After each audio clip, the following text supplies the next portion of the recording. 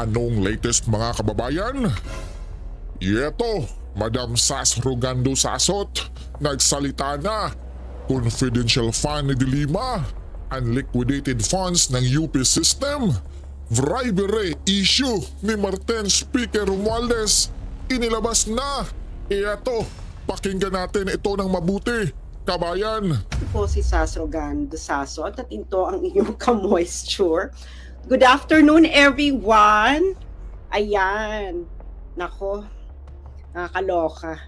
Nung in-upload kasi ito, ewan ko kung bakit nagpa-private sa aking Facebook, sa aking personal Facebook page, pero para malaman ito ng ating mga ka-moisture, paki-share na ngayon ang ating live video para malaman po ng ating mga ka-moisture ang totoong kalagayan ng bansa. Ayan. I-share nyo na, i-click nyo na ang share nyo ngayon, i-share nyo na ito sa inyong mga chat groups, sa inyong mga Facebook groups, dahil lalabanan po natin ang kaipokrituhan ng napakaraming tao ngayon. Damay-damay na to. Hello, binabati ko lamang po ang mga kakatunin pa lang, si Marites ng Abu Dhabi, forever young, nakasubaybay sa atin. Naku, lalo na yung mga OFW, i-share nyo na ito ngayon sa inyong mga kamag-anak sa Pilipinas nang malaman nila ang tunay na kalagayan ng bansa dahil hindi ito ibinabalita ng mainstream media. So, i-click nyo na ang share. Ayan, maraming salamat. I-click nyo na ngayon. I-share nyo sa inyong mga Facebook groups, sa inyong mga chat groups, yan, sa inyong mga wall, para maintindihan ng lahat, hindi ba? I-tag ninyo ang inyong mga favorite congressman ng matablan naman sila dito kahit kaunti dahil nakakarimarim ang ating pag-uusapan ngayon dahil ito, ang mga involved dito ay ang mga taong noisy. Yan, ang tawag nga ni BBM, ng Pangulong BBM ay political noise. Kayo naman nag-umpisa ng noise, ituloy na natin. Pahabain na natin ang listahan ng noisy. Hindi ba? Kamusta ka, Iris, Samson, and yan, i-click nyo na. Please share para isang bagsakan na lang tayo, no? Kaysa pa ulit-ulit tayo mamaya at mas magandang itodo na natin ang ating expose ngayon. Please share, i-share nyo sa inyong mga Facebook groups, sa inyong mga chat groups, sa inyong mga I don't know, Viber, WhatsApp, yan.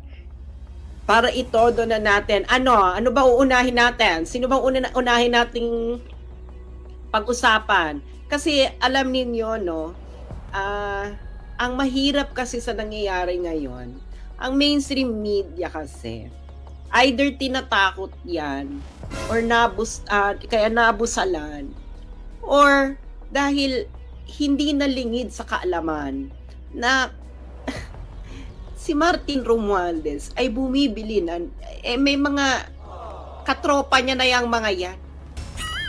Hindi ba? Katropa na yung mga, yung Project Romanov, Jenna, huwag natin pag-usapan yan. That's for Inday Sara to tell, no? In the proper forum.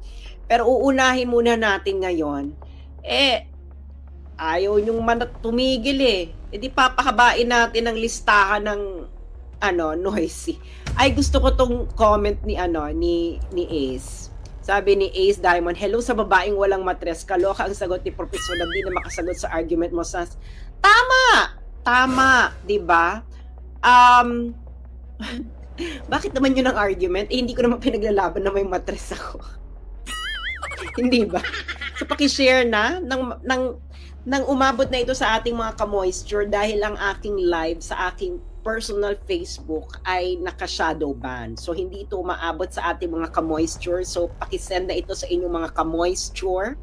Hindi ba? Alam mo naman tayo, no? Alam mo, ganito lang yan. Uumpisahan na natin. Pero bibigyan ko ng pasubali. Ang pinagkaiba ng mga Duterte supporters sa inyong mga noisy nakakamping. Ang mga Duterte supporters hindi naglilinis-linisan. Kaya nga kami tinawag na para kaming mga taga-kalye, di ba? Dahil alam namin ang buhay sa kalye. Kung makapagsalita kami, para kaming nasa kalye. Dahil karamihan sa amin, nabuhay sa kalye. Tama? Di ba? Kaya alam namin na totoong takbo ng buhay. Alam nyo, pag ang mga Pilipino, ang mga karamihan sa Pilipino, alam ang kalakaran sa kalye. Ang pinakaayaw ng mga Pilipinong nasa kalye, dumaan sa kalye, ay yung mga ipokrito, naglilinis-linisan. Diba? Lalo na yung mga noisy. Ang linis ninyo. Diba? Kunwari kayo yung pinakamalinis na virgin na hindi pa nakakapanood ng porn sa talambuhay nila. Diba? Para kayong mga paring naglilita niya ng moralidad. Diba? Pero anong ginagawa ninyo sa likuran ng simbahan? Ano? Nagbibiglang liko kayo kasama ang mga bagets. Oh, huwag na tayo magbulahan. Diba? Kaya ito ngayon, okay? Ano lang to? Gagamitin ko yung favorite idiom ni UP Professor Shelo Magno. Shelo Magno, bilib pa naman kami sa'yo sa PhilHealth. Suporta kami dyan sa PhilHealth na pinaglalaban mo dahil apektado talaga dyan ang karamihang Pilipino, no? Kaya kung nanonood ka man, Shelo Magno, no? Wag mong iisipin na ang aming pakikipagbardagulan sa'yo is against sa pinaglalaban mo sa PhilHealth. Hindi kami against dyan. Suportahan ka namin dyan kasi kaming mga Duterte supporters, pag tama at nasa prinsipyo at hindi ipokrito, dyan kami. Pero kami mga Duterteista, pag kayo ay ipokrito at wala sa hulog, papalag. Tama? Tama ba mga Duterteista? Tama ba ako? Di ba? Oh, sino sa inyo ang hindi sumusuporta sa pakikipaglaban ni Professor Shelo Magno laban sa transfer ng PhilHealth? Wala naman, lahat kasi apektado, no? 'Di ba? Lahat tama naman 'yan. Tamang-tama 'yan, kaya support kami diyan. Pero ang hindi lang namin maatim sa iyo. Sabi mo, lahat ng confidential funds tungkol sa pera ng bayan dapat kasama. Hindi ba? Kayong mga kakampings, nako, lalo na kayong mga kakampings. No? Kumakaasta kayo, parang kayo na ang rurok ng evolusyon, ng intellectual and moral evolution sa bansa. Kakaloka. Pero, eto na. Okay, sisimulan na natin, no? Ang matinding bardagulan. Ano ba unahin natin? Unahin natin ang patron saint ng mga kakampings. Okay, patron saint ng mga kakamping. Sino ba tong patron saints ng mga kakamping? Okay. Unahin na natin si former senator at DOJ secretary na kalalaya lang sa kulungan ni si Laila de Lima. Kasi isa rin to sa mga noisy, no? Isa rin to sa mga noisy. Okay, super noisy. Okay. Ngayon, issue nila yung confidential funds. Tama naman, sumasang-ayon naman kami. Ang pera ng taong bayan ang pera ng gobyerno ay pera ng taong bayan. Kaya dapat halughugin. Sabi nga ni Senator Risa Ontiveros na these are public funds. Kailangan may transparency, accountability, di ba? Kaya inspired kami sa mga kakampings, no? Na katulad ni Senator Risa Ontiveros. Pero dapat, Madam Risa, hindi ka selective. Dapat, kung confidential funds ang issue, dapat lahat. Dapat kahit kakampi mo. Hindi yung pipili ka lang ng isa at yung pipiliin mo yung malakas sa 2028. Kaya yun lang yung tututukan mo. Tapos yung talagang bubusisiin mo talaga hanggang kahit sa paano winidraw sa bangko. Di ba ganyan sila? Hanggang sa kung paano winidraw sa bangko yung pera, ganyan. So ngayon, na-inspire naman kami sa inyo, confidential funds, o di hinalugog namin ang confidential funds, di ba? Sabi ni Laila de Lima, plunder daw, di ba? Plunder daw itong kay Vice President Sara Duterte na ongoing pa ang audit. Ongoing, ibig sabihin, hindi pa tapos ang audit. Aabot pa yun ng Supreme Court. Ibig sabihin, hindi pa yun final and executory. Ano lang sila, nagmamadali lang talaga sila. Bakit sila nagmamadali? Kasi papalapit na yung 2028. Pero dahil nga inspired kami sa inyo, nakalugugin ng confidential funds at plunder naman daw itong issue na ito, sabi ni Laila de Lima, di pinuntahan natin yung 2015 audit report ng Department of Justice at nakakaloka. Nakakaloka, Laila. May confidential funds issue ka rin pala, be. Ay ang QR code na yan, dinownload ko na yung COA audit report na ating i-discuss dito. Ayan, pwede nyong picturean nyo muna yan para mamaya, scan nyo, ma-download nyo sa Google Drive. Nilagay ko na sa Google Drive. Yung ayaw naman ganyan, pwede kayong pumunta sa website ng COA, coa.gov.ph, tapos puntahan yung audit reports. Puntahan nyo yung DOJ at puntahan nyo yung 2015 COA audit report. Okay. Ngayon, eto. So, pag pinuntahan nyo yung file, pupuntahan nyo yung file ng observations and recommendations. Ang unang-unang sumambulat sa akin, mga kababayan, mga kakamping, na rurok ng moralidad, sa observations ng 2015 COA audit report ng DOJ, under sa inyong patron saint na kakamping na si Laila de Lima, ay ito, audit of cash advances for confidential expenses. Akalain mo naman, sa dinami-dami ng observations na pwedeng gawin ng COA, ito yung unang sumambulat. Yung QR code na yan na yung, dinownload ko na yung file ng COA para hindi na kayo mahirapan. Dinownload ko na yan, nilagay ko sa Google Drive. Basahin natin ito, English muna ha, mga ka-moistures, tapos tatagalogin natin ito para maintindihan ng lahat. I-share nyo ito sa inyong mga kamag-anak nang makita nila kung paano nila sinasalaula ang utak ng sambayanang Pilipino. Okay? Share nyo sa inyong mga chat group ngayon na, sa inyong mga page, sa inyong mga Facebook groups. Okay? Basahin natin sa English muna. Disbursement vouchers. Ay, para dapat Laila de Lima. Disbursement vouchers covering cash advances for confidential funds aggregating 91,896,060.75 as of December 31, 2015 were not submitted to the COA audit team leader for post-audit, contrary to Section 6.1.8.4 of Joint Circular Number 2015-01, dated January 8, 2015. Ito na nga bang sinasabi ko, anak ng pating at tinapa at patis?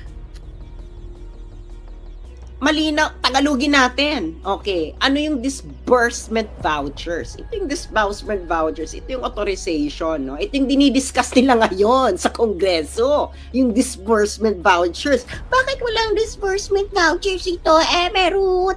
Nasaan si Mary Grace Piatos? Ay putang ina, kayong mga kakamping, hindi na kayo nahiya sa mga balat ninyo? 91.8 million?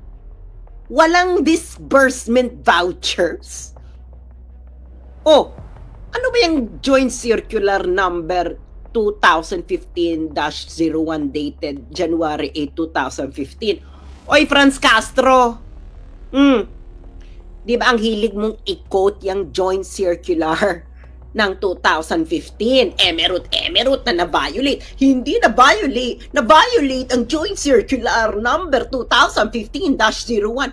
O ito, sabi na ng OWA, violation daw ito ng Section 6.1.8.4 ng Joint Circular number 2015-01.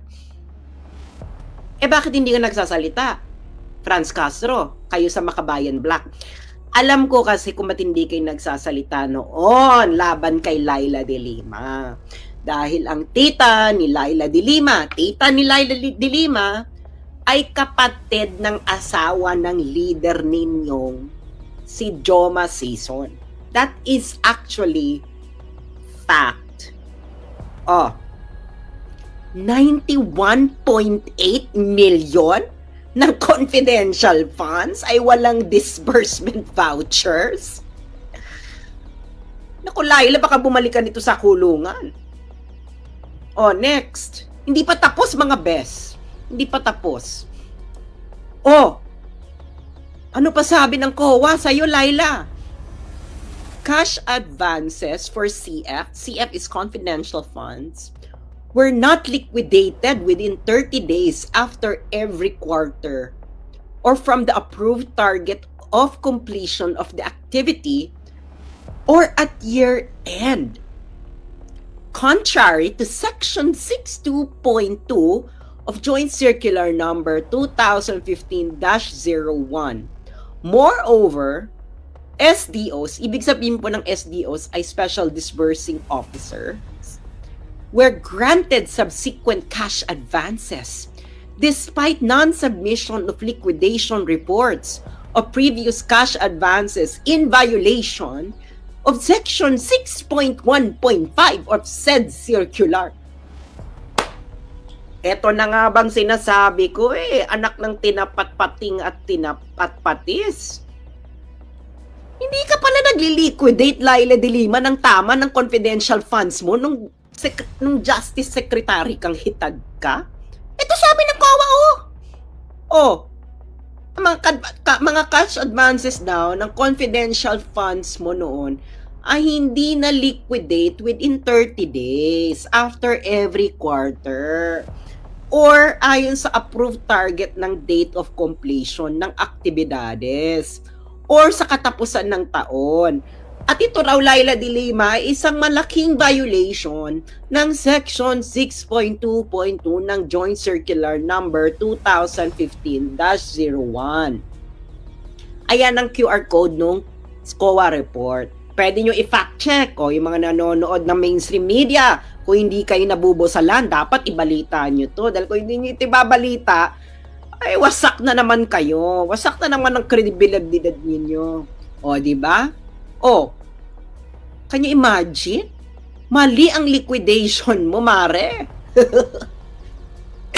May issue ka pala sa confidential liquidation ng confidential fund, Laila. Diyos mio Santissima Trinidad. Ano pa ba? Meron pa ata ito si Laila. Ay, ano to? Meron na naman ang observation ng COA, 2015 COA audit observations ng DOJ.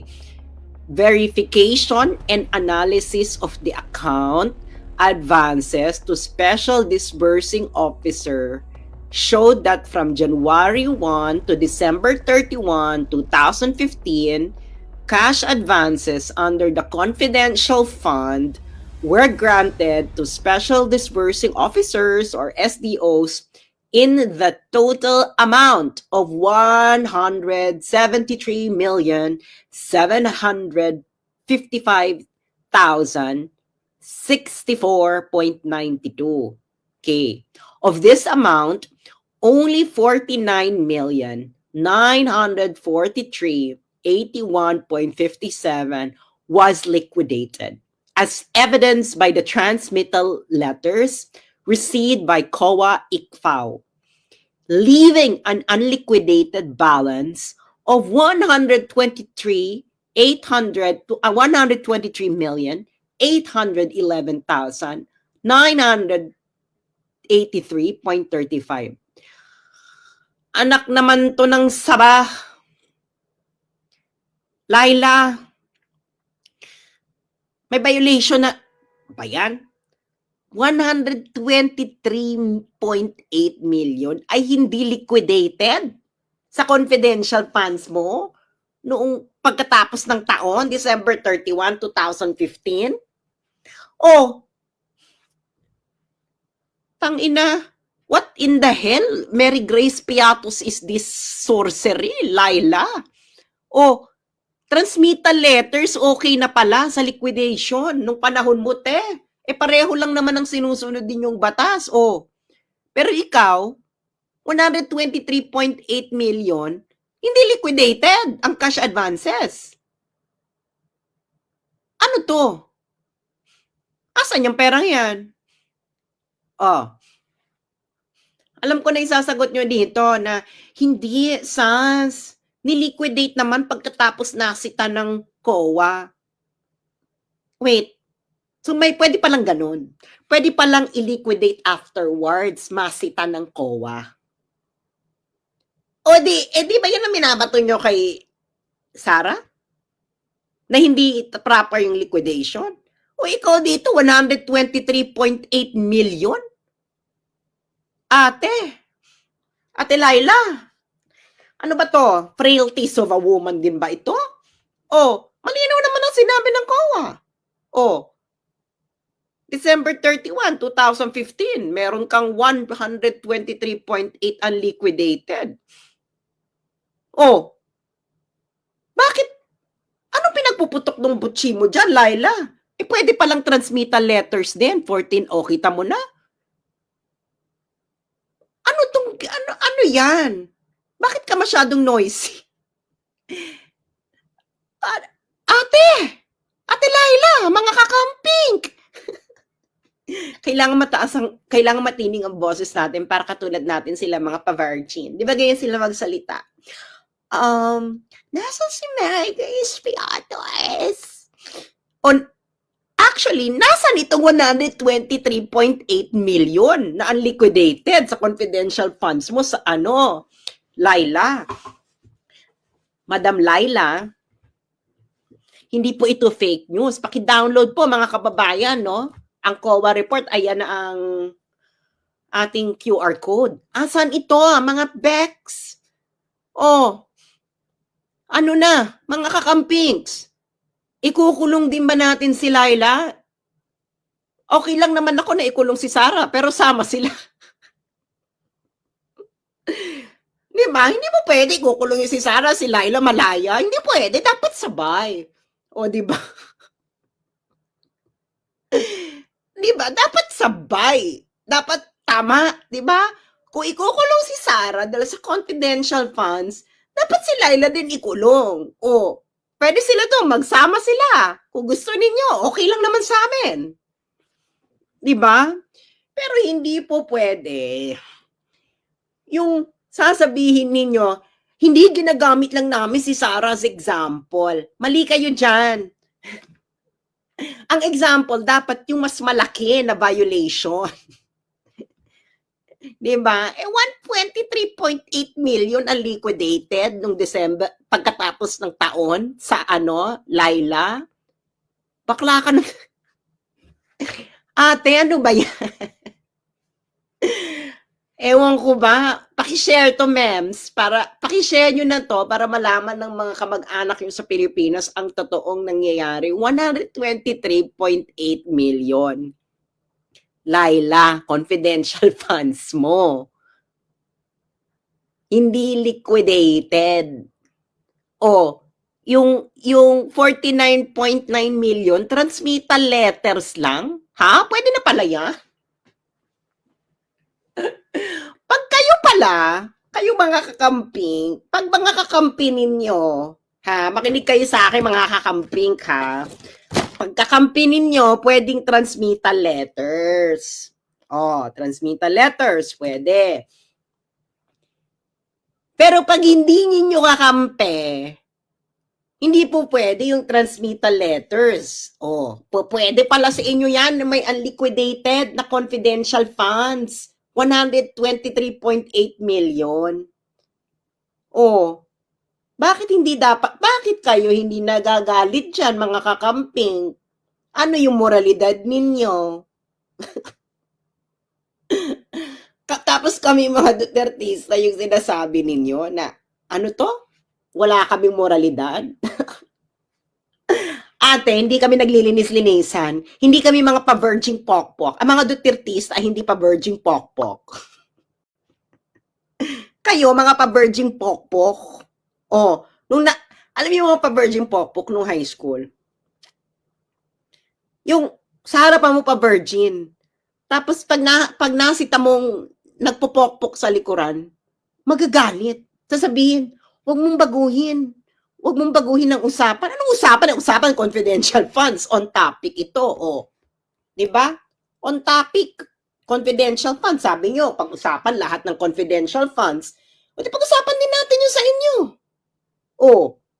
Kung ikukulong yung iba, ikukulong din dapat kayo. Okay na naman sa amin yan. Diba? Kung lahat kayo nagkasala, diba? Actually nga dapat ang parusa dito para nung panahon ng mga ninuno natin.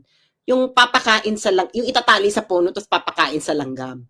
Dapat kung dapat yung number ng langgam na ilalagay sa katawan mo kasing dami ng unliquidated. Alam mo kay Laila, 123.8 million unliquidated na confidential funds. So, dapat si Laila 123.8 million. O, ilan daw kay Sarah? 70? O, okay na yan, Sarah. 70 million na lang. Kay Laila, 123.8 million na langgam. O, i-download nyo na yan. O, yung mga TikToker, pag-usapan ninyo yan. Ayaw pag-usapan ng mga kakamping. Actually, mga kakampings, maniniwala na ako sa laban ninyo.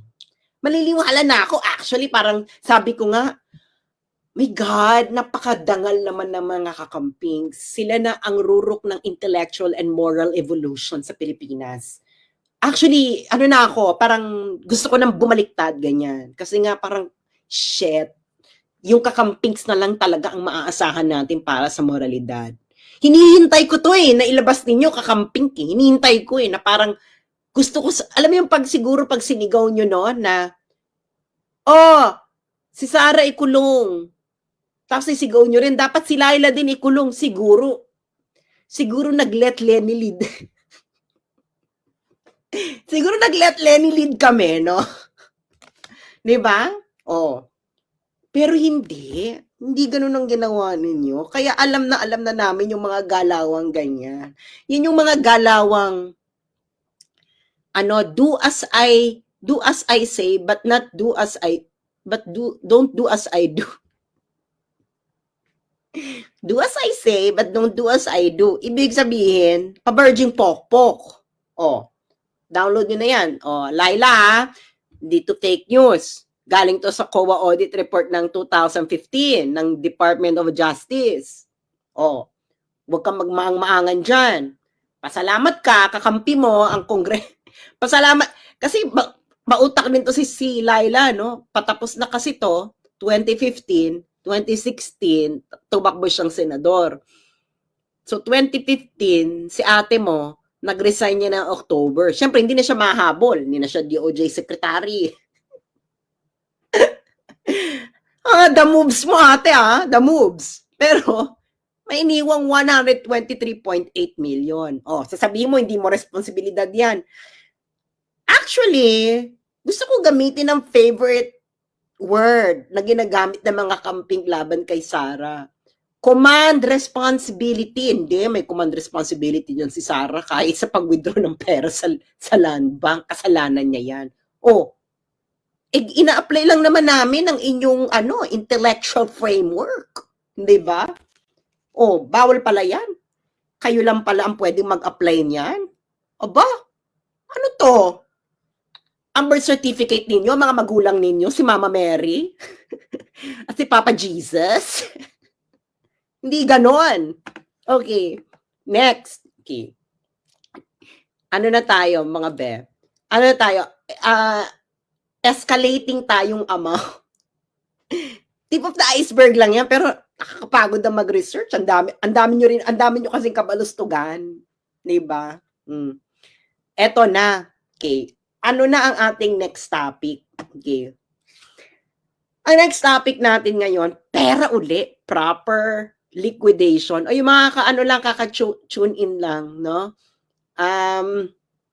Paki-share ito sa inyong chat group, sa inyong kapamilya para malaman nila, lalong-lalo na tong next topic. Kasi ang next topic na to, lalo na kung may mga anak kayong nag-aaral sa UP, Diyos mio, Santissima Trinidad. Lalo na, o iniisip yung papasukin yung anak ninyo sa UP. Okay? Push nyo to, lalo na kung may mga may mga kamag-anak kayong mga Gen Z na UP na moral, pero taga UP. Etong naaayon. Okay. Okay, are you ready? Okay. Usapang pera ng bayan. Sino ba yan? Itong si Raul Manuel, taga-UP yan. Ano daw, pera ng bayan, pera ng taong bayan, emerald. Okay, so, ako naman, ang dami-dami ngayon nagsasalit ng taga-UP, lalo na yung mga taga-UP, ang hilig manlait ng mga Duterte supporters. No? Wala daw tayong moralidad. Diba? Sila rin yung mahilig maghanap kay Mary Grace Piatos. Sino ba yung si Mary Grace Piatos? Diba? Yung mga tipong, kailangan ang pera ng taong bayan ay fully accounted. Emerald, transparency, accountability. So ako naman, dahil ganyan kayong mga taga-UP na nagsusulat sa dyaryo, nag-iingay sa social media, diba? Diba parang, wow, nakakamangha naman tong mga taga-UP, UP professor, UP graduate, UP politician, UP emerald, di ba?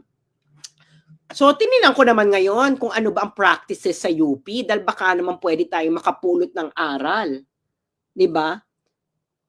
May napulot nga akong aral. Okay, so nakita ko yung 2021 COA Audit Report Observations ng University of the Philippines System. Again, magda-download nyo to sa website ng COA, no? Puntahan nyo yung audit reports, tapos puntahan yung 2021 State Universities, UP, University of the Philippines System. Para hindi rin kayo mahirapan, din-download ko na yung file na yan at ilagay ko sa Google Drive. O tinignan ko, no? Baka naman makapulot tayo ng inspiration sa University of the Philippines, di ba? Na ang mga estudyante, guro, graduates, politiko, ay sila ang may pinakamalinis na puso para sa bayan. Okay. Ay! May napulot nga akong aral. Actually, gusto ko itong matutunan, ha? Gusto ko itong matutunan. Okay. Ito ang gusto ko talagang ma-master, eh. Kaya nga, parang feeling ko gusto ko lumipat ng UP. Sabi sa COA Audit Report ng University of the Philippines System, 2021 ito, prior and current years cash advances and receivables totaling 31,359,669.41 and 1,938,993,040.69 respectively, remained unliquidated for over 10 years and 6 years, respectively, as at year-end, contrary to Section 89 of PD number 1445, Item 5.1 of COA Circular numbers 97-002, 2007-001, and 94-013. Okay, may pinaliwanag ang COA. Section 89 of PD number 1445 provides that no cash advance shall be given unless for a legally authorized specific purpose. A cash advance shall be reported on and liquidated as soon as the purpose for which it was given has been served. No additional cash advance shall be allowed to any official or employee unless the previous cash advance given to him is first settled or a proper accounting thereof is made. Okay. So, dapat daw, ang cash advances ayon sa batas, ang cash advances daw mga mare, ito natutunan ko dito, moral lesson to, moral of the story. Ang cash advances daw dapat pagkatapos ng taon fully liquidated. Yan daw ang batas. Pero gusto kong matutunan sa UP, sa mga estudyante nyo dyang noisy, na parang feeling mo sila na ang rurok ng intellectual at moral evolution sa bansa. Kayong mga guru dyang profesor, at ang kala ninyo, gusto ko matutunan to paano ba ito, na for over 10 years ay meron kayong 31.3 million na unliquidated na cash advance. Ay putang ina.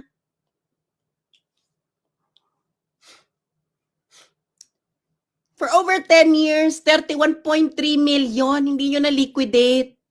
Tapos, for over 6 years, cash receivables, 1.9 billion, hindi yun ni-liquidate. Cash advances and receivables.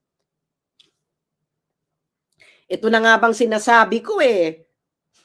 Ito na nga bang sinasabi ko sa inyong mga OFW. Makinig kayong mga OFW. Kayong mga OFW, hindi lang kayo makapag-liquidate ng 1 Hong Kong dollars or 50 cents, bubugbugin na kayo ng amo ninyo. Ito nang sinasabi ko sa inyo, mali ang pinasukan ninyong trabaho. Dapat pumasok kayo, magtrabaho kayo sa UP. Pwede pala to eh. Ano to? Walang nabibitay? Walang makukulong sa inyo? For over 10 years? Over 6 years? Ganyan ang kalakaran ninyo?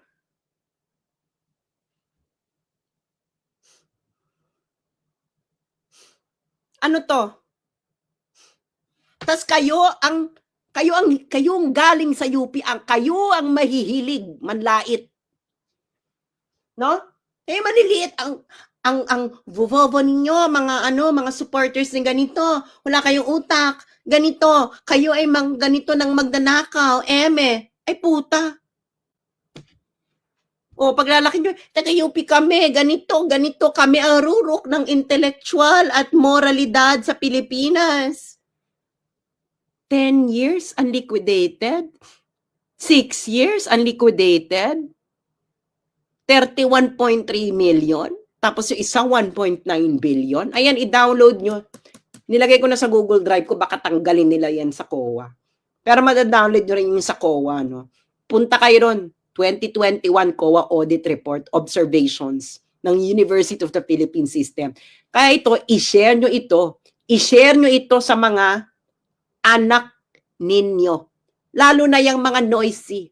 No? May mga kamag-anak kayong nag-aaral sa UP na feeling nila sila na pinakamalinis na budhi sa Pilipinas. No? Ano to? Sabi ni Ray Altamirano, putang ina mo rin, di ka naman kasi nakapag-aral dyan. Ay talagang hindi ako nakapag-aral dyan, Ray. Kasi kung ang matututunan ko lang sa UP ay hindi mag-liquidate ng 31.3 million cash at 1.9 billion cash na 6 years na 10 years, wag na lang. Wag na lang ako mag-aaral dyan.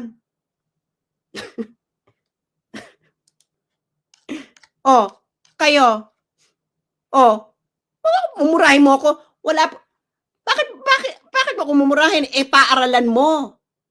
Ray, diyan ka nag-aral sa UP? Asan yung 31.3 million? Ilabas nyo yan. Asan yung 1.9 billion? Ilabas nyo yan.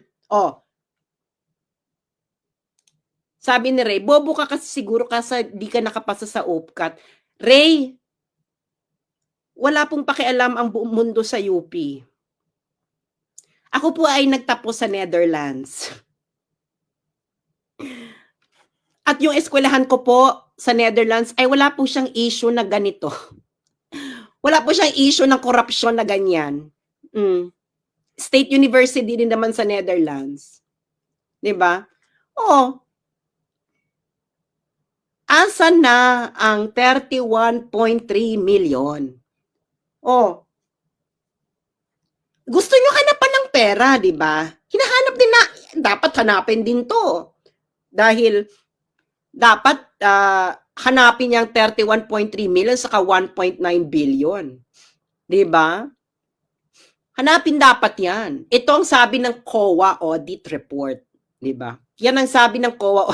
Bakit sabi ni Ray, wakiningin ka ba? Leiden po, Ray. Wakining. Ano to? Ano to, Mami Shil? 'Di ba? Ano 'yan? Hanapin po natin 'yan. Bago mo hanapin sa bakit hindi niyo to hanapin muna sa eskwelahan niyo? Eskwelahan niyo to. Oh. 'Di ba? Takot ba kayo na pag kinalaban ninyo ang pamunuan ng UP, hindi kayo magkaroon ng posisyon diyan? Matanggal ang inyong hindi kami mabigyan ng tenure, aminin na natin. Takot? Oh. 1.9 billion, ba't ayaw mong hanapin? Ayaw hanapin ang 1.9 billion? Diba? 1.9 billion at 31.3 million. 6 years hindi liquidated? Dapat daw pala ang cash advances, Ray, pagkatapos ng taon. Nililiquidate. Pero ito talaga, 10 taon na ang lumipas. 6 years na ang lumipas, hindi nyo pa rin niliquidate. Ay, ibang usapan na to. Yung mga OFW, mali ang pinasukan yung trabaho. Sinasabi ko na sa inyo. Dapat nagtrabaho kayo sa UP. 1.9 billion, walang nabubugbog. Kayo nabubugbog kayo pag hindi kayo nakapag-liquidate ng binili yung sibuyas sa supermarket. Diba? Ano ba to? Dapat yung mga UP defund. Dapat din ba kayong i-defund? Kasi may unliquidated cash kayo ng 1.9 billion. Ayan na nga ba? Diyos ko, day. Ano na yan? Ano na to? Move on. Diba? I-share nito sa mga OFW. Sabihin niyo sa mga anak ninyo. Sa kamag-anak ninyo. Diba? Sabihin niyo yan. 1.9 billion. Can you imagine? Okay. Next tayo. Next. Okay.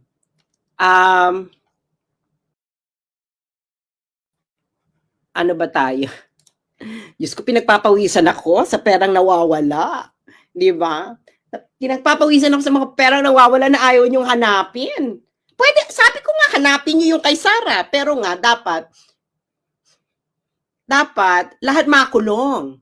Ikulong niyo si Sarah, okay lang naman. Ikulong niyo rin si Laila. Ikulong niyo rin yung mga pamunuan ng UP.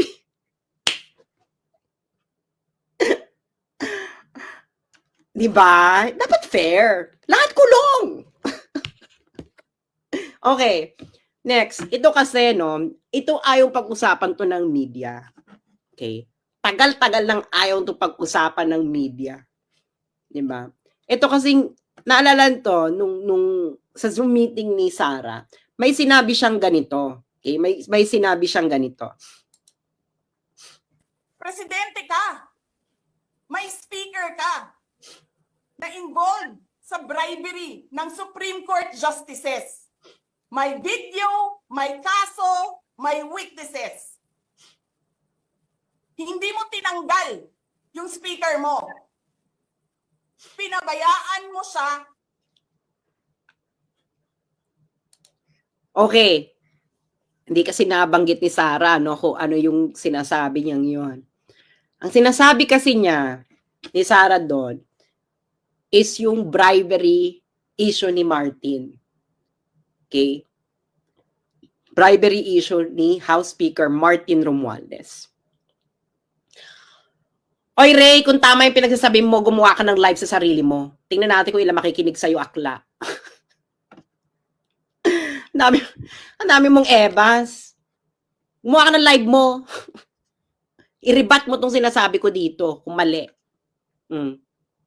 Anyway, so balik na tayo kay ano ba naman to si Ray? Diyos ko, Loy. Akla, Ray, marami ka pang kakaining bigas bago ka makipagbardagulan sa akin. Okay. Okay, punta na ngayon tayo kay Martin Romualdez. Okay. Ano ba yung bribery issue na sinasabi ni Inday Sara?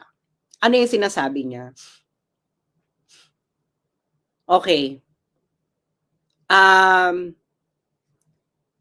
Ray, magpalagay ka muna ng kipay. We're not on the same level. Okay. Etong kasong ito, hindi si Martin ang dinemanda. Lilinawin natin lahat yan. Hindi si Martin ang dinemanda. So, ano ito? Ano tong kasong ito? Ito ay kaso ng 26 Capital versus Tiger Resort Leisure and Entertainment Incorporated na isinampa sa Delaware, United States. Okay. Yang Tiger Resort, okay, yan ay ang kasama dyan ng Universal Entertainment. Sila ang behind Okada Manila. Okay. Ngayon, itong kaso na to, isinampa ng 26 Capital versus Tiger noong July 31, 2023. Okay. Sinampa ng 26 Capital. Yung 26 Capital, okay, ito ay isang kumpanya sa United States.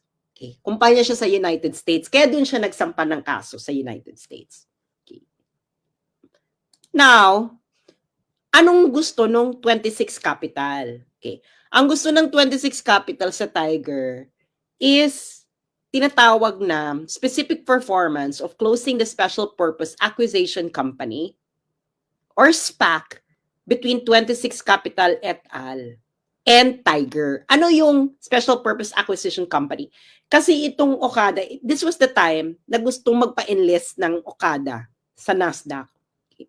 At yung 26 Capital, yung parang ka-deal nila doon. Ka-deal nila yung 26 Capital. Now, hindi natuloy yung deal. Okay? Ngayon, itong kasi nga nagkagulo sa Okada, is research nila yung kagulo sa Okada noong 2022. Yung 26 Capital, hindi, ituloy na natin. Kailangan ituloy ang merger. Okay. Ngayon, ang tanong ng karamihan, ano kinalaman dito ni House Speaker Martin Romualdez? Eto na. Hihimay-hamayin na natin, no? Pakinggan nyo mabuti para kung kayo ay makikipag-debate. Sabi ni Ray, sabi ni Inday, wag sila bakla, pero nung election, pro-LGBT siya.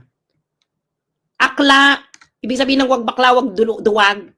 Wag ka masyadong sensitive. Wala ka pang kipay.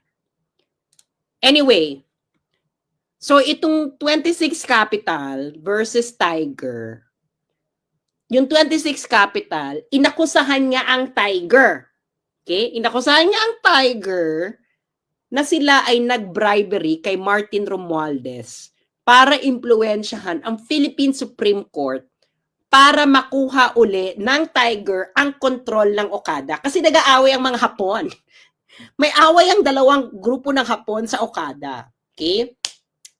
Si Okada 1, si Okada 2. Ngayon, yung Supreme Court, parang sa haba-haba ng away nila, napunta kay Okada 1, yung original. Ngayon, si Okada 2, gusto niyang mabawi. Okay? Mabawi. Ay, hindi. Kailangan bawiin. Yan. So, yung Supreme Court kasi, siya ng decision na status quo ante. Ibig sabihin, yung ownership ni Okada 1, yung kanyang role ay ibabalik. So ngayon, dahil sa decision dito ng Supreme Court na noon, magkakaroon ng effect ito sa 26 Capital, sa deal ng 26 Capital at Tiger.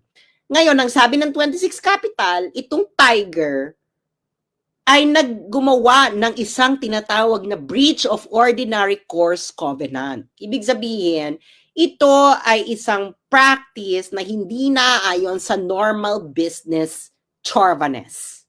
Ganun talaga sinabi, chauvinism. Anyway, so ngayon, yung bribery, yung breach of ordinary course covenant. Ngayon, nung sinampa na ito ng 21 Capital, yung Japan Times, nireport na nila ito. Sabi nila, Japanese firm accused of improper influence over Manila Casino. At nireport nga nila dito na si Martin Romualdez yung involved.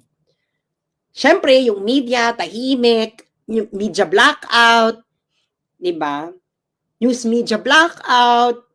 Tapos, nung tinanong si Martin Romualdez, dininay niya, fake news daw ito. Can you imagine, sabi ni Martin Romualdez, fake news ang Japan Times. Okay. So, ano nga ba ang nangyari? Dito tayo mga friendship. Ito na ngayon. Di ba isinampa ng August 25, 2023? Okay? Yung Delaware, okay, nagdesisyon sila noong September 7, 2023. At ang nag-decide ng kaso ay si James Travis Laster, ang Vice Chancellor of the Delaware Court of Chancery. Mada-download ninyo ang desisyon niya by going to this QR code. Picturean nyo na yan. Ngayon kung hindi gumagana yung QR code for some reason, picturean nyo na lang yung website link dyan. At yan ang kopya ng kaso na mada-download nyo mismo mula sa korte ng Delaware. At ang Delaware po ay nasa bansang Amerika. Yung mga hindi po nakakaalam ng geography ng United States. Okay, next. Okay, himay-himayin natin ang desisyon. Okay, ang desisyon ni Vice Chancellor James Travis Laster. Okay. Ano ba ito? Now, sabi niya, ang trial daw ay naglast ng 5 araw. May 13 fact witnesses, 4 expert witnesses, at 2,281 exhibits kasama na ang deposition transcript mula sa 29 na individuals. Okay. Again, ito ang factual background na dineterminan ni James Travis Laster, Vice Chancellor of the Delaware Court of Chancery. Yang QR code na yan yung link doon sa kaso na mada-download nyo sa website ng korte. Okay. Now, pag pinuntahan nyo yung kopya na yan, go to page 36. Okay. Hihimay-himayin na natin ito. Okay. Sino ba to?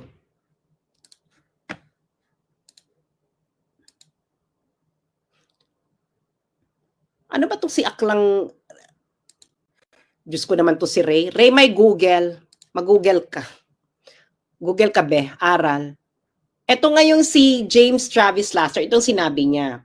Yung Universal and Casino Corporated initially tried to regain control of the casino.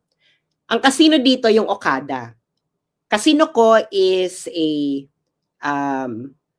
substitute name for Tiger. Okay? Gusto daw ng Tiger na ma-regain uli ang control ng Okada, katulad ng sinabi ko sa inyo, using the judicial process. Okay. Ngayon, yung Tiger, nag-file na sila ng emergency motion for reconsideration sa Philippine Supreme Court. Okay? So, final nila yan, pero noong June 9, 2022, pero ang Supreme Court, deadma. Okay, deadma ang Supreme Court. Okay. So ngayon, noong June 3, 2022, itong si Michelle Lazaro suggested an alternative to the judicial process. Tandaan niyo yung pangalan na Michelle Lazaro. Sabi ni Michelle Lazaro, sa madaling salita, nagsuggest siya sa Okada, sa Tiger, na, mga Mars, may naisip akong ibang paraan. Hindi judicial process. Okay? Kasi itong si Lazaro noon, siya ang director ng Tiger. Okay? Tiger yun yung gustong makakuha uli ng control ng Okada kay Okada 1. Si Okada 1 yung matandang Okada. Si Lazaro, si Michelle Lazaro, corporate secretary siya ng Tiger. At ang isa pang director ng Tiger, si James Lorenzana, ay umiikot daw, moving in elite circle ng Pilipinas. Okay? Ngayon, okay? Itong si Michelle Lazaro, sabi ng judge yung nagsabi nito after assessing evidence, si Michelle Lazaro ay nag-email sa isang nagngangalang Asano, hapon ito, at Takeuchi. Okay. At isa pang Universal Director. Universal Director, ito yung parent company ng Okada. Ang sabi ni Lazaro, Michelle Lazaro, siya raw, si Michelle, at si James Lorenzana ay may relasyon, okay, sa isang common friend at isang key person sa Pilipinas na tumulong na dati sa Universal noong nakaraang mga taon. At siya raw ang pinakamagandang option para sa Universal para ma-regain uli nila ang control ng Okada. At ang key person daw na ito, okay, itong common friend ni Michelle Lazaro at ni Michelle Lazaro at James Lorenzana ay hindi mai-involve kung hindi pagbibigyan ang mga kagustuhan ni Michelle Lazaro. Okay. Ngayon, sino ba tong common friend? Ang common friend na sinasabi ni Michelle Lazaro ay si Martin Romualdez. Okay. Si Martin Romualdez, sabi pa na, yan, judge, nagsabi niya na Martin, hindi ako. Si Martin Romualdez, Speaker of the House for the Philippines, a nephew by blood of former Philippine First Lady Imelda Marcos, nephew by marriage of former Philippine President Ferdinand Marcos, cousin of Philippine Senator Amy Marcos, and cousin of then President-elect Ferdinand Bongbong Marcos. Can you imagine, talaga inilagay talaga dito sa court decision ang kanyang mga kamag-anak, ang kamag-anak ni Martin.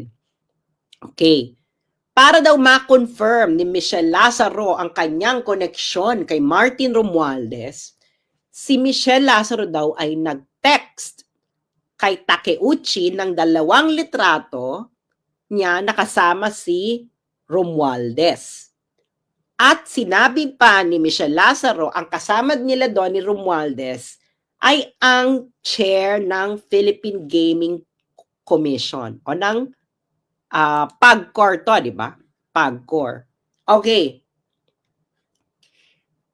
Ngayon, nagtataka kayo, paano naman meron ba talagang meron ba itong magkakilala ba talaga to si Michelle Lazaro, si James Lorenzana, at si Martin Romualdez? The answer is a big yes with a capital Y-E-S. Si Michelle Lazaro ay ang anak ng yumaong si Lolong Lazaro na close friend ni Martin Romualdez. Okay. Si Michelle Lazaro ay close din ito kay First Lady Liza Marcos. Si James Lorenzana ay brad ni Martin Romualdez sa Upsilon Sigma Phi. Tama ba pronunciation ko? Siya ay fraternity brad. Okay. Now, yan ang kanilang close relationship. Kaya talaga magkakilala sila. Okay.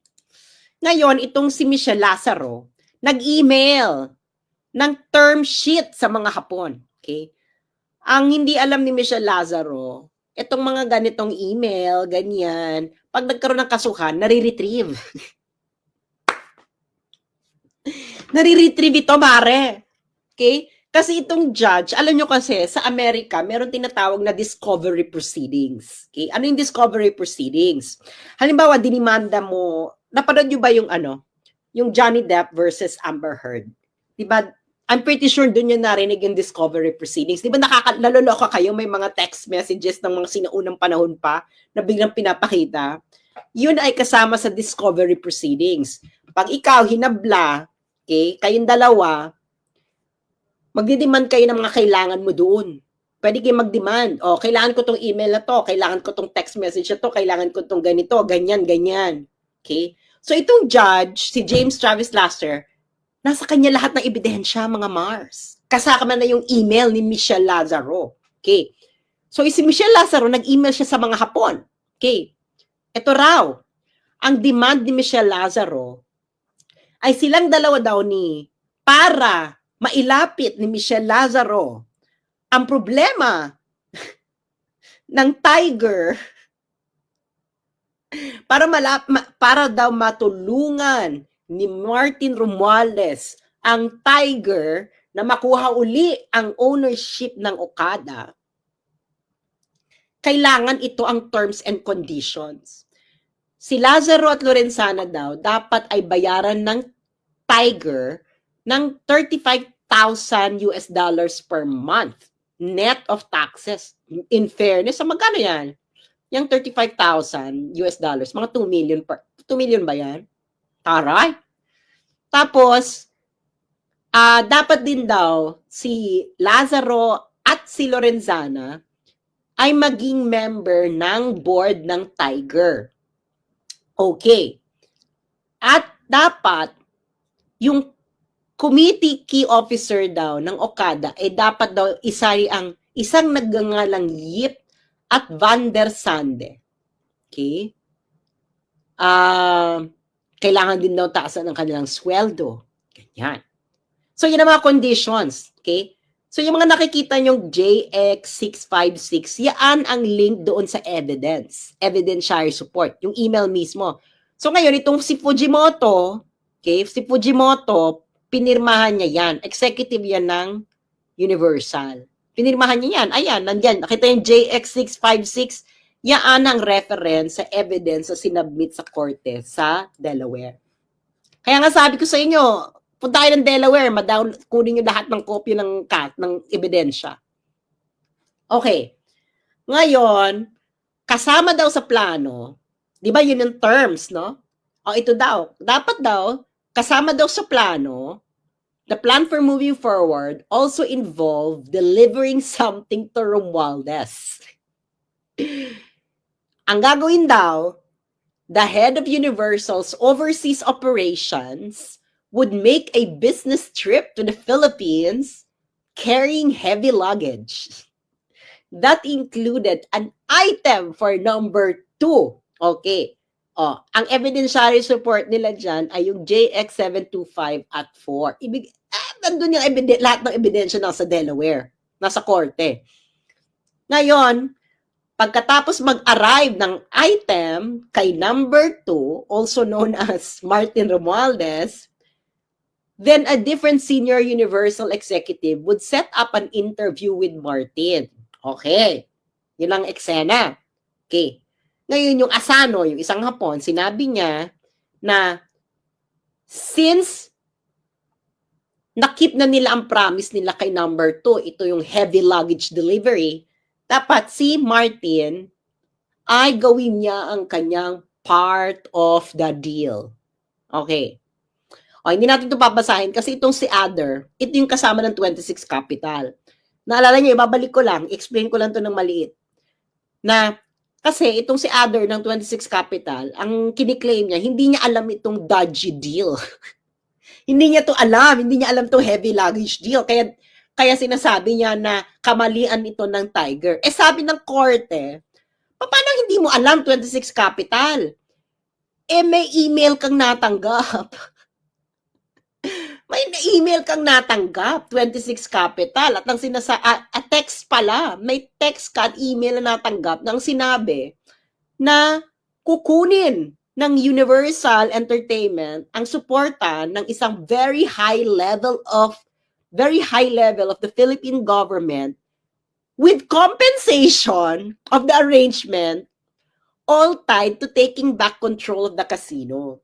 So yung 26 Capital, sabi ng judge, huwag kang etsyosera na hindi mo alam na ibabribe nila si Martin Romualdez kasi in-inform ka via email. na yun ang gagawin. Okay. So ayan, so sabi ng judge, ayan, ayan on, malino na malino sa ebidensya. So yung link dun sa ebidensya ng email na yon is JX647. Okay? Okay. Now, eto na. Okay.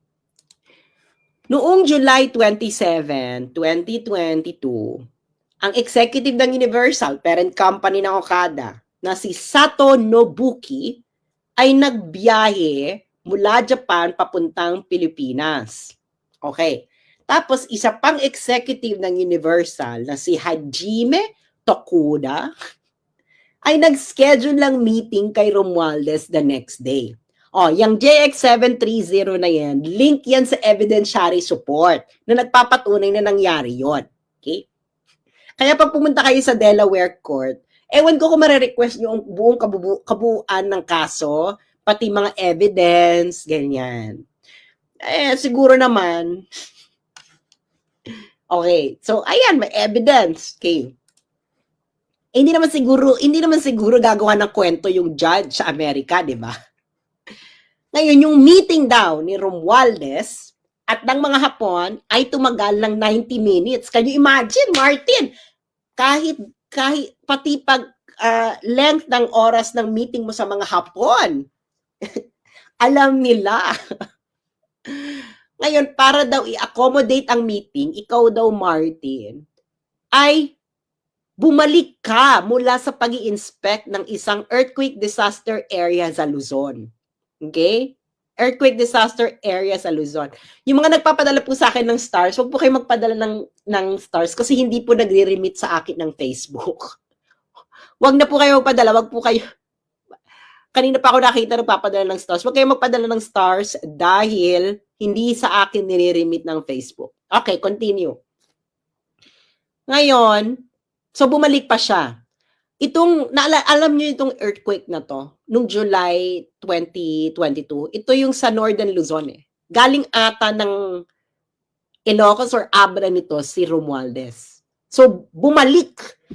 Okay, sa pagkatapos ng kanyang visit sa earthquake disaster, negosyo na si Martin. Negosyo na. Ngayon, yung mga Hapon na executives, binigay kay Romualdez ang sulat ng 26 Capital at Zama na sinasabi na malaking problema kung yung desisyon ng Supreme Court ay hindi mababalik, ay hindi padarating yung tungkol sa ownership ng Okada. Sabi ng mga Hapon, ito ay documented at may ebidensya na kinonsider si James Travis Laster.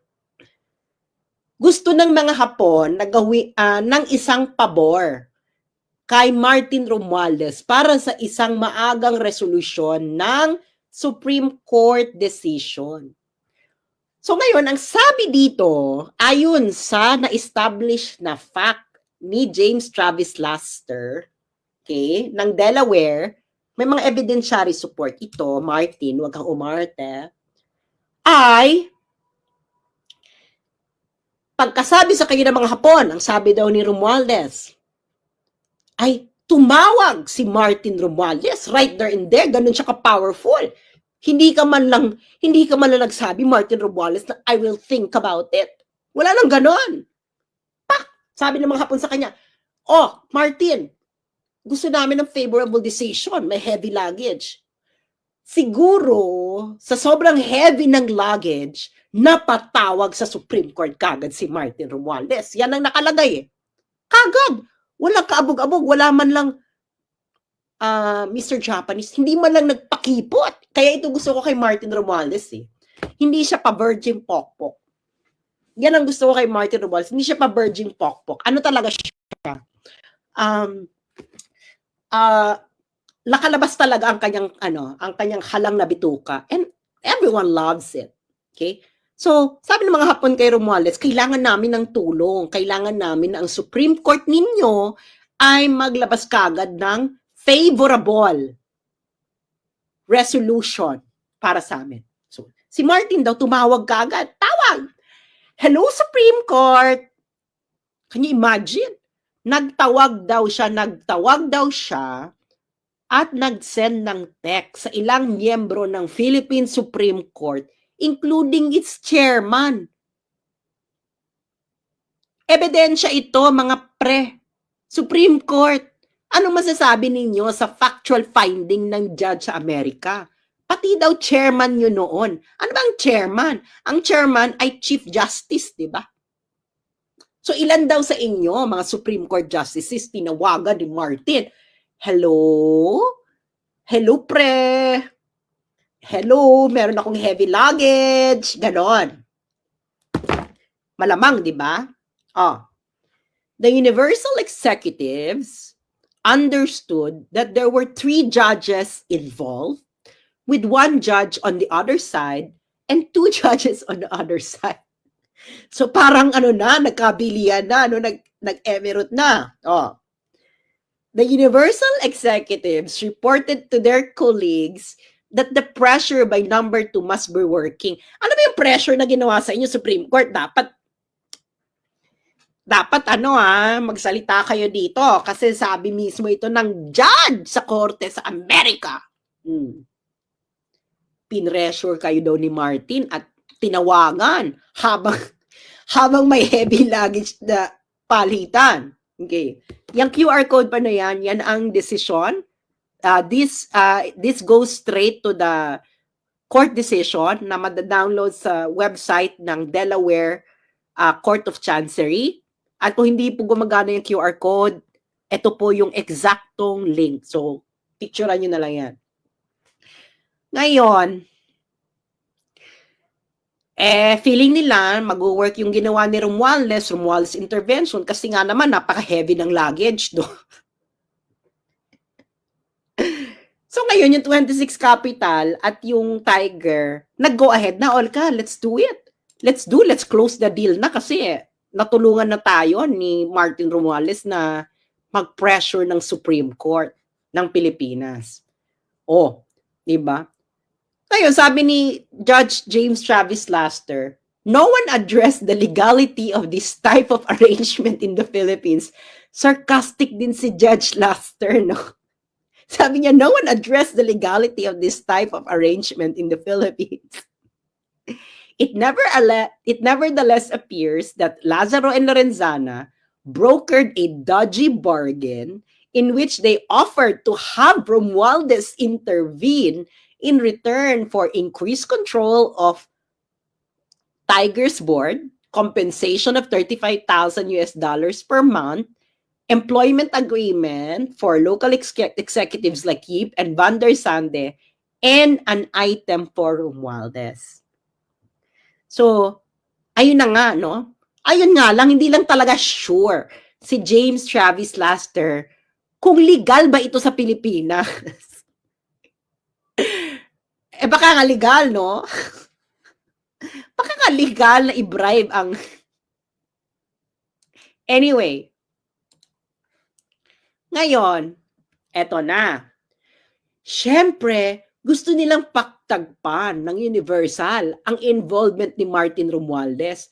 Kaya kung naalala ninyo, nung pumutok ito nung August 2023, yung Okada nag-release ng statement, wala pong kinalaman si Martin Romualdez, wala ganyan. Di ba? Ganon, nag-release sila, hanapin nyo yung statement nila. Gusto nila hugasan ng kamay ni Martin Romualdez. Ganyan din ang ginawa ng Universal, ang parent company ng Okada. Ang sabi ng Universal Executive ng mga Hapon, sabi nila,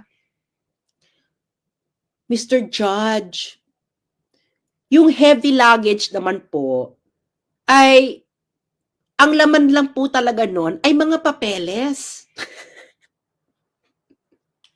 Sabi ng mga Hapon, ito rin mga Hapon na to, no? Alam nyo kayong mga Hapon, hindi talaga kayo marunong magsinungaling. Hindi talaga kayo marunong magsinungaling. Can you imagine ang sinabi ninyo sa judge? Ang sinabi ninyo sa mga judge, sa judge sa Amerika, na ang heavy luggage na bit nyo kuno at binigay nyo kay Martin, ang laman ay mga dokumento. Dahil ang sabi ninyo, wala kayong printer.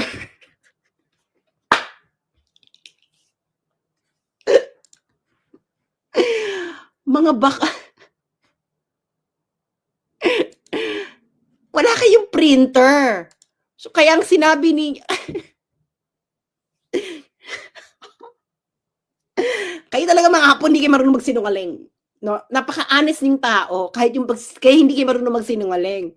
Sabi nyo sa judge sa Amerika, na ang dala-dala ninyong heavy luggage, ang laman ay dokumento dahil wala kayong printer. Kaya, yung mga Hapon sa Japan, nag-print ng dokumento sa Japan at bumiyahe ng Pilipinas para ibigay ang mga dokumentong ipinrint nyo sa Japan dahil wala kayong printer sa Pilipinas.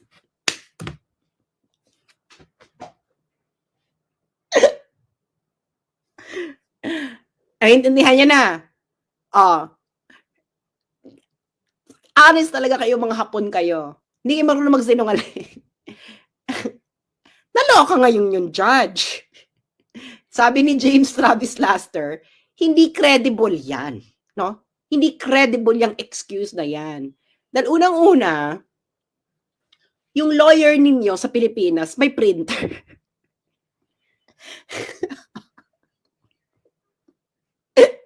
Yung kumpanya, kung walang printer yung kumpanya nyo, yung lawyers nyo may printer. Okay. Ikalawa, sa Pilipinas, ina-accept ang electronic version daw. Okay? Ikatlo daw, bakit kailangan nyo pa nang i-print ang dokumento? I-final nyo na nga yung mga dokumento. Bago ninyo ma-meet si Martin Romualdez, na-final nyo na yung dokumento. So, i-print yun, ipapakita. Tapos, ika-apat daw, sabi ng judge, sino pinagloloko nyo? Binabalahura ko na lang, no? Kasi syempre mas diplomatic yung judge. Kasi sabi lang ng judge, ganito ka-diplomatic kasi yung judge. Sabi ng judge, a senior universal executive would not be tasked with carrying documents when a courier would do. So, kung balahura version ito, oy, Mr. Japanese, huwag nyo nga akong etyosin. Talaga, pag di-deliver nyo ng dokumento, yung executive, may courier. Standard practice na yung pinakamataas na tao, pupunta ng biyahin ng Japan, papunta ng Pilipinas para lang magdala ng dokumento. May courier, tama nga naman. May FedEx, magkano na naman ang FedEx?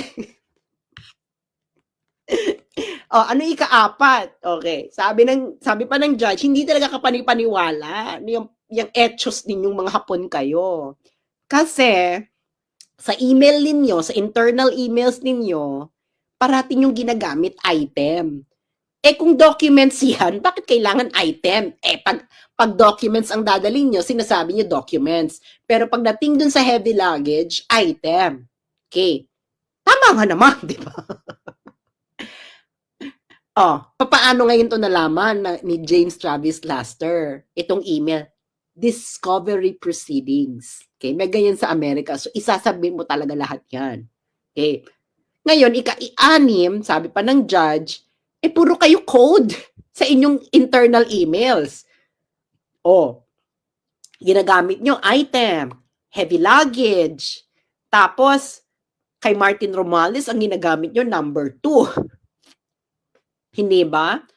Ngayon, kung court documents lang ito, bakit daw kailangan may mga code? Court documents lang naman nito. Sabi ng judge. At finally daw, eto na talaga, no? Sabi ng judge. At ika-6, talagang, ika-7, sobrang etos talaga kayo.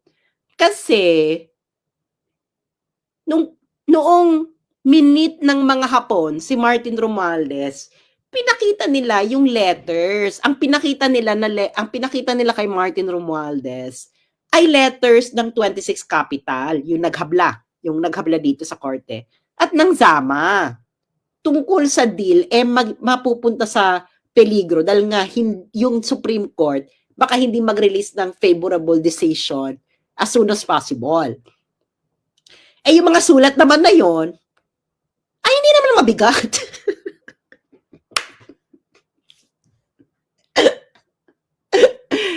So kaya ang sabi ni Judge Travis Laster, kaya wag niyo akong etyosen. Yung heavy luggage na yan ay bribery. Ngayon, kung magkano ang laman, magkano ang bribery ninyo, ay baka malaman na lang natin ito mula sa mga hapon mismo. Honest naman sila. Baka may lumabas na lang dyan, Martin. Di mo alam. Okay. So, nakita nyo na, sabi ng judge, wag ba akong mga hapon, wag niyo akong etyosen.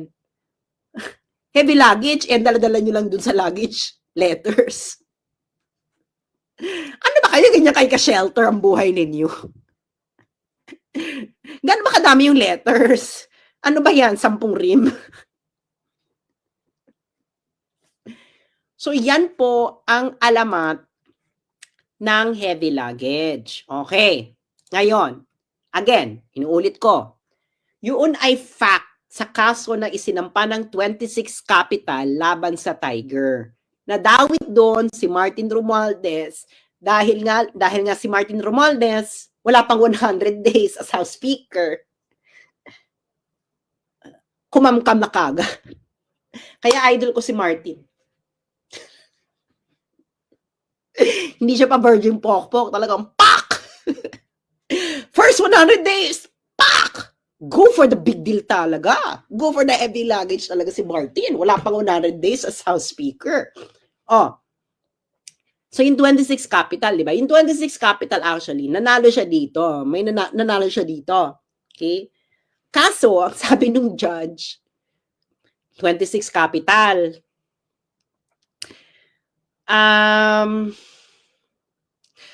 alam mo,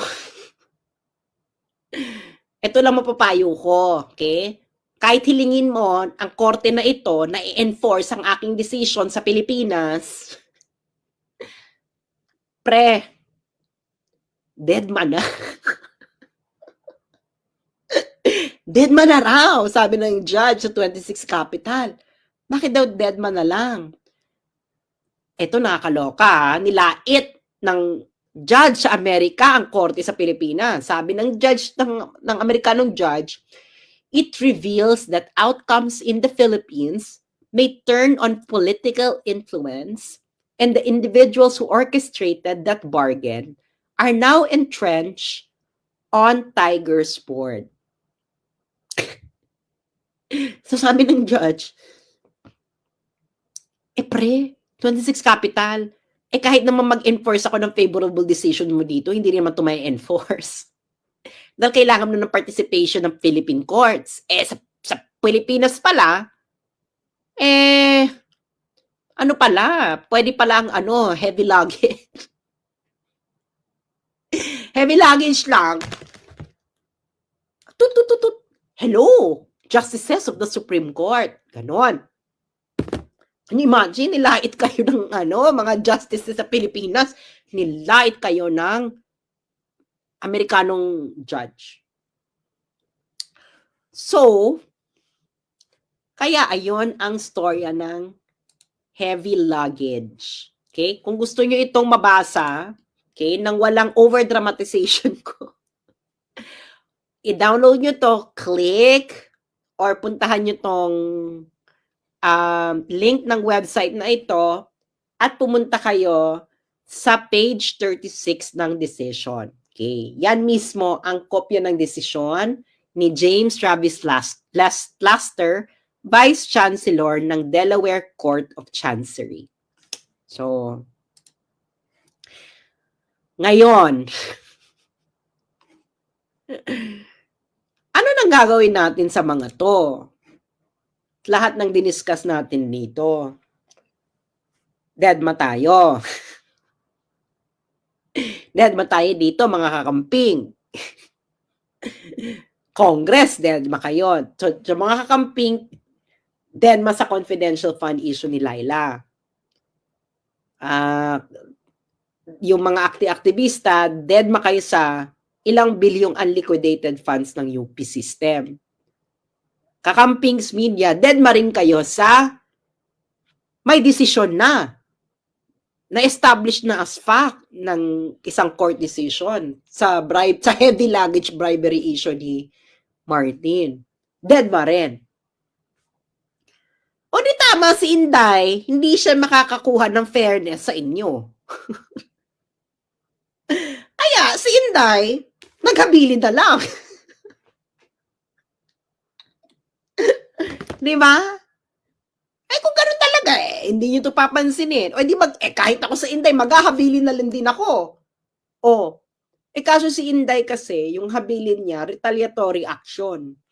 Ang habilin ko, ganito, preemptive strike. Ang habilin ko. Sabi ko,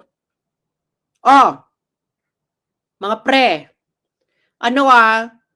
yung mga, Coca-Cola, yung mga Coke, na delivery, papunta sa mga politiko sa Pilipinas, lagyan nyo ng cyanide, yung cocaine. Okay? Pag-delivery sa politiko sa Pilipinas. Diba? Kaya nga sabi ko sa NBI, preemptive strike to, this is an active threat. Pag may politiko dyang nagko-cocaine at biglang natumba pagkatapos ng isang zinghot, at natuklasan ninyo yung cocaine ay may cyanide, guilty. So, nagabilin na. So, yan po ang mga ayaw pag-usapan ng mainstream media. Dahil, bakit nga naman nila pag-uusapan?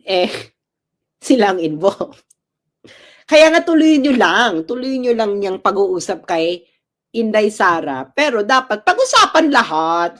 Kasi kung hindi pag-uusapan lahat, ano yan? Hindi ba? Dapat lahat. So maraming salamat po sa mga nakinig po dito. Maraming salamat sa mga nagpadala ng tip. At pakishare niya lang to. Rewatch para namnamin ninyo ang ating mga pinag-usapan ngayon. And of course, maraming salamat po sa mga nagpadala ng tip. Pakishare, pakilike, mag-comment, i-share ninyo sa inyong mga chat groups, sa inyong mga Facebook groups, at kung saan-saan pa. Maraming salamat po. At kasi naman kayong mga pa-virgin pokpok. Kung pokpok kayo, huwag kayong magpa-virgin. Diba? Pokpok, huwag pa-virgin. Pokpok is pokpok. So maraming salamat po. And po tayo, bantayan po natin ang kanilang mga gawain dahil may kasabihan po tayo, no? Bago mo salagin, bago mo tanggalin ang muta sa mata ng iba, tanggalin mo muna ang muta sa mata mo. Tama? Parang may muta pa ata ako. Charot. Maraming salamat. Paki-share sa inyong mga chat group, Facebook groups. Papanood ninyo sa inyong mga pamilya, sa inyong inuman. Maraming salamat po.